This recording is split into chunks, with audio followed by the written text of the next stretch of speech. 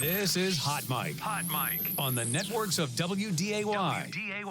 Here's Dom Izzo. It's that time. An author. Offensive production, number 1. Number 2. I forgot. Golfer. It'd be like going on a 3-person best shot, and we were saying, Kolpack, you got to make a 25-footer every time. You wouldn't putt first. I'd have Tim putt first. And one heck of a TV personality. This game is for the Cooper Cup. It's the Forum's Jeff Kolpack. 4! I should have yelled 2. Jeff Kolpack joining us on this Monday morning. How you doing, man? Good, Long time no good. see. Good How was morning. your weekend? Good. So, what is that? Oh, that is my. I showed you this Yeah, picture, that's didn't right, I? that's That's my right. old archery Yeah. photo from back in the day. You look so athletic. The guys are just finding all this stuff all of a What's sudden. the T-shirt say? That is New Prague Archery Club. Oh. I went on a story with that. I went on a field trip in middle school. Mm-hmm. They had archery there, and I hit the target once, and this is going to be my life for the next couple of months. So I joined the archery club, and I was horrible. But that I don't know where they. How did you? Are you junior high? I think so. How did you keep the gals away? Look at that! Yeah. What a stud! Yeah, right. Man, I was the spending archery them on photo. the grease down haircut, the nice double chin peeking through. I imagine the archery groupies were all over you. I tell you, I had to use the bow to swing them off. Yeah, But- so you're here. What was the monster show too much for Dom and Jackman? Did they? I think they party too hard. Jackman came down under the weather, Yeah. so I'm filling in. Dom will be Okay. back here tomorrow. So you're gonna have to deal with me. Oh, let's go. You got a busy day here. We got Coach Hedberg's retirement press conference today. That news came out last Wednesday. He's calling it a career after 45 really strong years. What was your reaction to that? Good for him. Yeah, not surprised. Yeah. I've had that discussion a little bit. We're just chatting around like last summer and like, how long do you want to do this? You know, Right. And actually, it was a question. We were talking about it myself too. Like, and I think what we both decided or thought about was, well, what else are you going to do? You got to do something. And so that would be my concern if Randy was sitting right there and I'm here and I'm going, well, how do you stay occupied? Right. These coaches, that's their life. Right. I mean, it is go, go, go, go. And I just don't think you can throw the stop sign up without doing something. So I guess that would be probably question one. What the heck are you going to do now, Randy? Right. I imagine we won't see the last of Randy. I'm sure he'll be hanging around, no doubt about that. Again, we wish him congratulations. We'll have that press conference today at 1:30. We'll stream that live on inform.com today.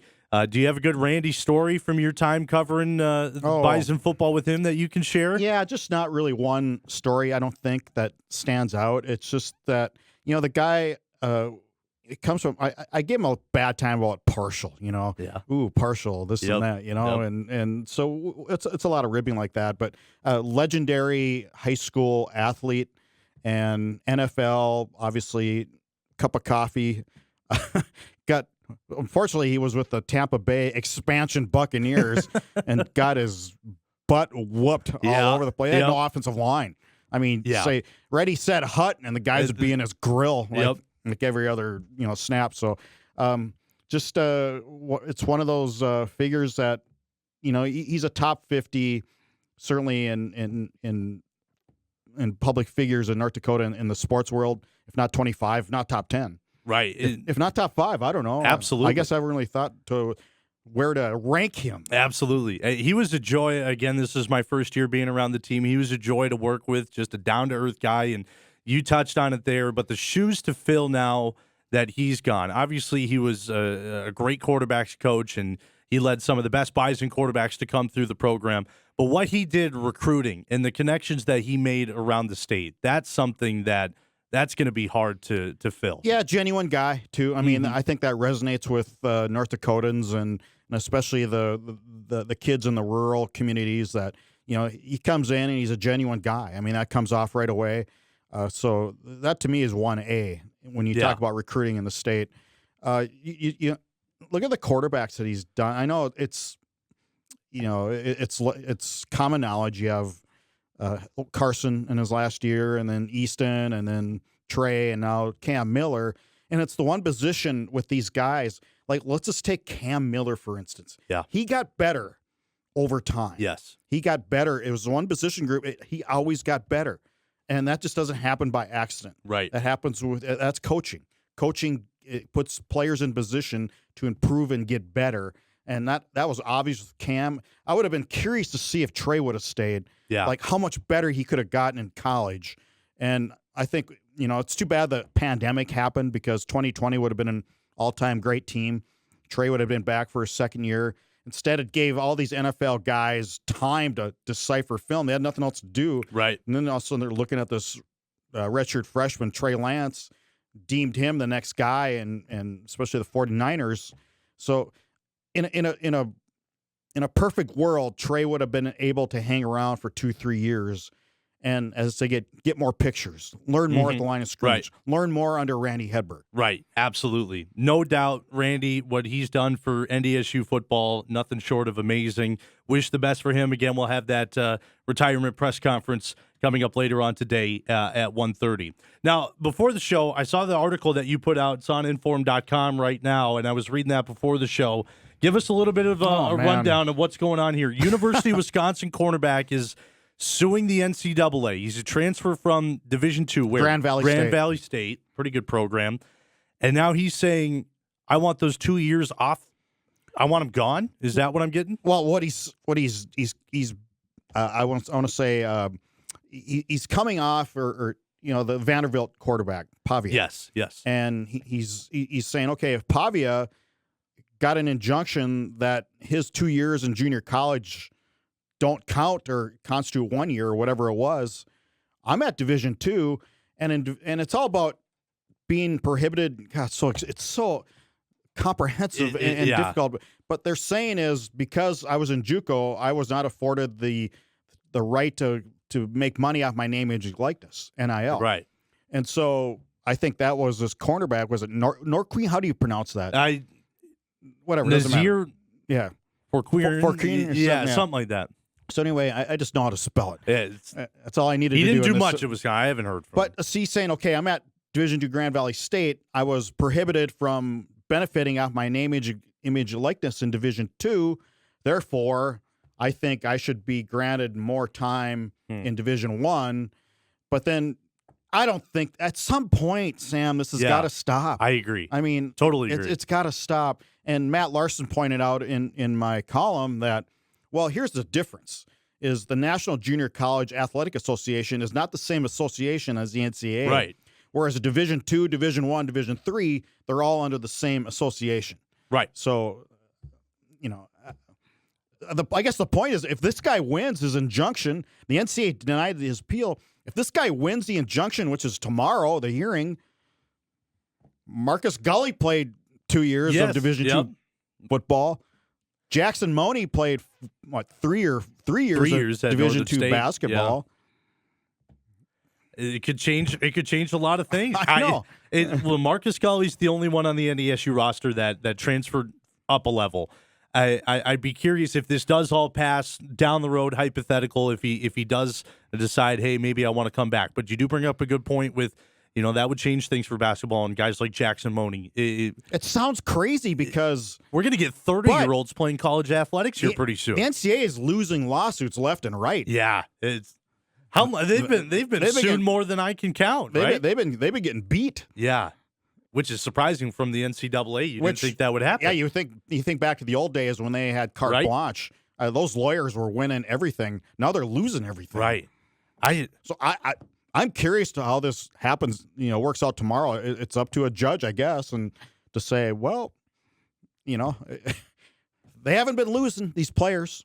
The players and all these guys, they're suing schools, they're suing conferences, they're suing the NCAA, and they're winning. What does this all mean for high school students, athletes trying to come up? And these roster spots, if all this goes through, if it all goes through, the opportunities, they limit pretty hard then, don't they? Well, then I'm telling a player and go, okay, why don't you go to Division II school for a couple of years? Right. It'd be like your minor leagues. Yeah. And then in a couple of years, we'll take a look at you and you can transfer and you're still eligible for 3, 4, I don't know. I mean, I just can't imagine the disassociation from Division II and Division III to Division I. That is just so maybe the all-encompassing 5-year, you get 5 years. That's it. Yes. You can play all 5. And that ruling goes back to the Diego Pavia Yep. suit, right? And that could affect guys on. Let's go to the NDSU basketball. Jakari White's a JUCO guy. Jeremiah Burke's a JUCO guy. They could have another year. Right. Well, they will have another year, I would imagine. Right. Well, it sounds like they have the opportunity. They can come back if they want. They're going to have the talks, from what it sounds like, with Coach Richmond at the end of the season to kind of figure everything out. But the way that college athletics is going right now, how do you even get a handle on things? No, and I asked Matt that, is it hard to keep up? I asked Steve Lockway, talked to Steve on Friday. Is it hard to keep up? I mean, it's like a daily deal. Like, what's going on today? Right. What's the suit today? Where are we going here? It's just we'll have to see. And you said that ruling's tomorrow. That right. Whatever court word you said, that's coming up tomorrow. We'll keep an eye on that. Before we go to break, thoughts on Gray's Hable and Cam Miller at the Shrine and Senior Couldn't have gone Bowls? better. Yeah, couldn't have gone better. Gray obviously working himself into a pretty high round draft choice. Looks like Izzo and I may be headed to Pier. Yeah, or their farm or wherever. Why wouldn't you go down there? I don't think they would go. I wouldn't, if I were him, go to Green Bay. If you're talked about being toward the end of the first round, I wouldn't go just because you don't want to be stuck in that green room and then not get taken. Yeah. Yep. And why not be around? The Zabels are such great people and a great family. I would think they'd want, but it's their call. Well, we saw that party that Cody had down in Hankinson. Okay, people up here, are you going to drink as much beer as the guys and gals that we saw at the party? The shoes to fill on a draft party at the community center in Hankinson. That was wild. That was a party. I'm sure the Zabels will do it up well if they decide to do it in South Dakota. But those are some big shoes to fill in draft parties. That was a lot of fun. But Cam, I think that's another guy too that improved his stock. Yeah, I think he's possibly a third round pick. I do. Are you talking Cam or Gray? Cam Miller. I mean, third day. Sorry, third day. Okay, gotcha. It's Monday morning. I know. Just want to keep you on your toes. I'm all frazzled from this NCAA talk. Yeah. No, I hear you. Well, we'll give you a break here. We'll take a break here on this Monday morning edition of Hot Mic. When we come back, it's Overreaction Monday. If you didn't know, let's chat some Bison basketball. Bison hoops coming up here. Snow's coming down. I know how much you love winter. Snow's coming down. Hot Mic returns after this. Back on this Monday morning edition of Hot Mic. Before we talk about Bison basketball, is that a Getzinger there doing the flip? That is actually me. Yeah, believe it or not. We got to give a shout out to the FM Acro team. They were performing last week during the halftime break of the NDSU South Dakota State game. I know how much you love the Acro team. They were phenomenal once again, weren't they? I go way back. I mean, a few of my classmates growing up were part of when it first got going in the 70s. And, they were probably junior high when I was in junior high. But, yeah, it continues. The fact it's continued to thrive and survive and continue with basically the same sort of show. They've changed it a little bit over the years, but it's entertaining every time. It just blows me away. I'm like, okay, here's the Acro. But then you see him and you see him whipping around there like nothing. And they just do it better than anybody else. It's quite amazing. Leaping over the top. Look at me on the press row there. You see that? I'm amazed. I'm glued to these kids. I see the smile that Dom has too, sitting next to you. Wow. You see him on the left side. They were fantastic. They're so fast. They are. God, when they do these flips on that springy little runway there. Yeah. It's just you're just like going, how do you not wake up in the morning in need of a chiropractor? The coordination it takes too to not just set up the thing, but change up the setup while the performance is going on. Remembering where you got to go, because if you mistime something, you're jumping into somebody. I thought they were great. Yep. I thought they were great. And is that the first time you've seen them? No, I saw him last year at the state tournaments. So I can't remember which one. It's still new to you. Yes, I haven't seen him a ton. That was the second time. Second time I've seen him. That was the first time I really fully locked on and watched. So a friend of mine, Mick Gary, posted it on or replied to. I think I posted that photo. Yeah, you did. Yep. And so replied to me on Twitter. He was covering a golfer game or something in Minneapolis, and Curry Kirkpatrick, who worked for Sports Illustrated, and back in the day, he was the dude. He was the great writer, Curry Kirkpatrick. When Curry Kirkpatrick showed up at your place in your arena, you knew that he was there. And so, and Mick said he never really said anything. All of a sudden, the Acro team does their thing, and then when they're done, he turns to Mick and goes, "What do you say? This is incredible. This is incredible." Yeah. That's funny. I mean, it definitely is. I can't wait to see him again this year. I'm pretty sure they'll be back for the state tournaments once basketball season comes around. So looking forward to that. Wanted to give a shout out to the FM Acro team and everything that they've been doing. Of course, that was at the halftime of the NDSU-SDSU game. Bison at St. Thomas yesterday, men's basketball. Did you watch that game? It was a tough one. It was if you're a Bison fan, tough to watch. I didn't think the team looked very inspired, and maybe St. Thomas was very inspired, and that had something to do with it. It's they're making plays that aren't winning plays. You know, right? They're not finishing at the hoop. They're missing some shots as they're driving in. You know, that seemingly you should finish the hoop, as they say. Their 3-point shooting is gone cold. You know, you got players who go scoreless now, and you can't have starters play 22 minutes and go scoreless, right? And not even take a shot, right? And so they're just not. It's just not there. It's just not there, right? And to go back on your point on the 3-point shooting, I saw it during the South Dakota State game at the Shack. The shots just weren't falling for stretches. Definitely weren't falling yesterday. It's getting to a point where you're going to have to prove you can win games without the 3-point shot. Do you make changes now? I don't know. Yeah. I just we've seen Coach Richmond funnel around with that starting lineup a little bit to try to find the best guy. Kasupke's been in and out. Jakari had a good game yesterday. He was one of the bright spots. So South Dakota State figured out how to guard him. And maybe there's a blueprint out there now on some details of the finer aspects of playing defense against a team that shoots the three so well. Right. So after what, throwing up 48 3-pointers against UND, and they look sharp. It was fun to watch. Then, so you would think it's just athletics is weird, man. Yeah, you're humming along, right? You beat UND pretty handily. You look good doing it, and then like boom, it just what happened. While we're on the topic of Summit League men's basketball, did you see UND with the upset win over South Dakota State? And that one's impressive. So Clough, the South Dakota State big man who scored at will against the Bison, goes up to UND. I don't know UND. If they doubled him, from what I've heard, that they did. And that's something NDSU did not do. They did not double Clough. Clough had 19 rebounds in this game, but he only had 10 points. So, and that was most of those toward the end, too, I think. Right. So whatever they did defensively was the right move. Eli King had a career day.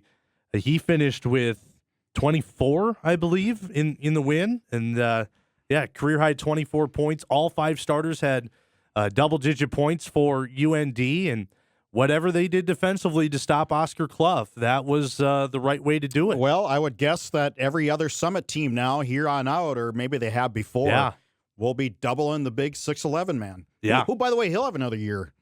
Yes, because he played JUCO. He did play JUCO, and then he went to Washington State, and then he went to South Dakota State. And then maybe he'll argue he didn't get any NIL at Washington State for whatever reason, and he'll file suit. He was impressive. That is an old school big man that is rocking the Summit League, but he could not get it done against UND. UND got a big win there, and that helps NDSU for what it's worth in the Summit League standings a little bit. Bison women's basketball. They had St. Thomas on Saturday. That was an interesting game. That one, it was neck and neck, and then they finally got some separation in the fourth quarter. What did you think of that game? Well, they're an old school team. I mean, let's just kind of muck it up, and we have our 2 big gals underneath, and we're going to go to them in Coonan and Draper. They finally found some 3-point shooting with Molly Lenz. They've been waiting for that. Right. They switched Molly with help me out. Oh, are you blanking? Switched? What do you mean by switched? Positions. Chris Winsky has moved up to the 3. Frost and Lenz, they're kind of the combo guards. But to go to your point, Lenz, and Coach Collins told this to me as well, wanted to see Molly cut it loose a little bit more. In the last 2 games, she's been great. Right. So they put her for more of a shooting guard. Yeah. Got Frost more touches out front. Abby Schulte went more of a point guard boy, bring the ball up the floor. And that's another thing, too. You got the article up on Inform.com on what Schulte's been able to do. I like your title there. She's an all-time great. And I definitely agree. She's the leader in all-time starts. Yep. and games played. But obviously the pandemic has contributed to that. But Right. She stuck with it, and she's just so experienced and solid. And you saw that toward the end of the game too. Absolutely. So they got both teams, both men's and women's Bison basketball teams have a tough stretch in the Summit League schedule coming up. Jeff, I got one more for you before I let you go. Tom Hoagie in the world of golf here finished T17 in the AT&T Pebble Beach Pro-Am. $270,000. That's not a bad payday. Take that any day of the week for a week's worth of work. Rory McIlroy got $3.6 million. Man, he was great, wasn't he? He was Rory. I mean, he was back to what Rory can do. Tom is man. He's just putting together a great career. I mean, that is pretty solid. Obviously, he's not one of the huge name guys on tour, but he's a middle of the pack guy, and he's been really impressive. And he's qualified for the Masters, I believe, and he gets into these preferred entrance, restricted tournament entries. So those are the big money ones. And as long as you get top 20s, get some top 10s, maybe sneak in there on a top 5, you can do this for a long time. Absolutely. Long time. Got one top 10 already this season. He's 25th in the FedEx Cup rankings. Of course, we're still early in the year. Good start for him. Yeah. A lot of times he's peaked out, or he peaks out in the summer. Yeah. And so the fact he's off to a really good start here and putting together some consistent rounds. He was under par, I believe, all 4 rounds at Pebble Beach. Yep. Which I have been to Pebble when I covered Amy for the U.S. Women's Open, and that course is the big leagues, man. Even in that video of the final round, when you get the wind going out there, that makes it even harder. Yep. Yeah. So, but he's that's what it takes to continue to make millions of dollars in that game. Is a top 20, top 17 is outstanding. So Tom Hoagie finishes T17. He went 4 under in the final round to finish 11 under in total at the Pebble Beach Pro-Am. Jeff, appreciate you for coming on. We'll see you at the press conference later. All right, sounds good. All righty, Jeff Kolpack from the Forum joining us here on this Monday morning edition of Hot Mic. We'll take another break. When we come back, we will give you the conversation that Dom had with Chiefs backup quarterback Carson Wentz. We'll hear from the North Dakota boy when we come back on WDAY Extra, Inform.com, KSFL TV in Sioux Falls, and KNBN in Rapid City.